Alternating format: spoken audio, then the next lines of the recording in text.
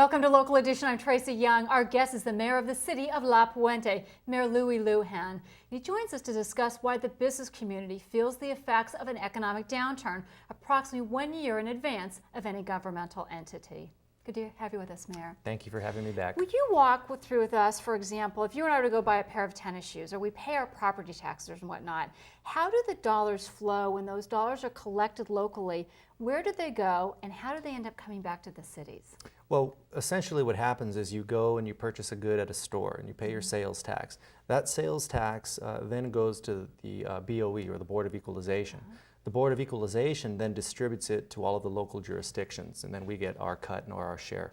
So best case scenario, how quickly would a city see those tax revenues that are collected? It's supposed to be on a quarterly basis. Sometimes there's a lag time, but typically it's quarterly. And that's best case. Absolutely. All right, what about something like property taxes? I know I was speaking with our assessor, Rick Auerbach, recently, and he said, he was explaining to me how much of a lag time there really is in that scenario. Yeah, there's a little bit more of a lag time in property taxes, and of course because of fluctuating prices in homes and so forth, that makes it very difficult And right we now. pay those only twice a year, Right. and then it takes time to get back to the cities also. Absolutely. Yeah. So how does it make it more difficult then when a city, when we have an economic downturn, and you guys are trying to balance your budgets and you have commitments in the community, but you sometimes are not sure what's going to be remitted back to you?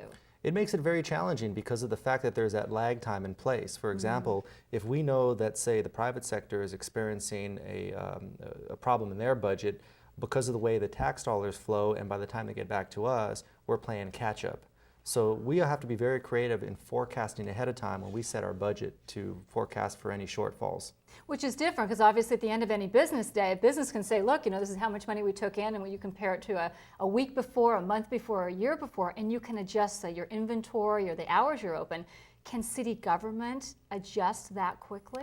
It requires very creative leadership. It requires especially finance directors, for example, to have that ability to forecast and then relay it to the city council so we can create policy.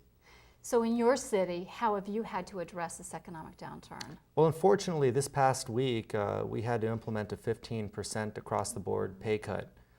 Now, the alternative, of course, was to impose layoffs, and that's something that we didn't want to do. Very tough decision because you're involving people's livelihoods, but it was necessary. But of course, having a bit of a job is better than not having any job at all. Absolutely. Right. So as you go through and you try and assess how to manage the city going forward, how are you planning? Are you thinking things are going to be better in 1 year, 2 years, 3 years, or what's your projections? Well, it depends on who you ask and, of course, the circumstance of each city. Now, in the city of La Puente, we have been fortunate to not have a budget deficit with the exception of this coming year. We have an anticipated shortfall. Now, we've done the 15% pay cut across the board. We've called the department heads in to cut costs, expenditures, and so forth. How we go forward, I feel, is just going to be a function of how creative we are and looking at all of our expenditures within each department. Do you have a lot of businesses to which you can look to, or is that actually part of the problem, is that sales tax receipts are down? Well, because of the state of the economy, the sales tax receipts from those businesses are down. So it makes it very difficult for us to forecast how much we can spend on programs and services. Because you don't know when the economy will turn around. Exactly. My crystal ball's not very good. It's cloudy. How about yours? It's very cloudy. If it wasn't, I wouldn't be in this job. Well, then you have another criteria that's sitting here also, which is the fact that because of our state budget deficit, there is the possibility that either property tax revenues, sales tax revenues, or gas tax revenues that flow to the state first, a portion thereof could be held. Should that happen, what does it mean to your city?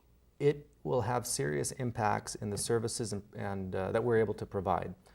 For example, we rely a lot on providing services such as free lunch to some of our youth, senior services, and so forth. And without those revenues coming in to provide those services, it makes it very difficult to provide them. So during these times, what do you encourage people to think about in your city, and probably other cities too? To get involved. It's very easy to blame local government leaders. I think right now, rather than having people blame their leaders, I think this is the time they need to get involved with government. Pitch in, be part of the community? Be part of the solution. Good idea. All righty. Thanks for your time, sir. Thank you very much. For Local Edition, I'm Tracy Young. Now back to CNN Headline News.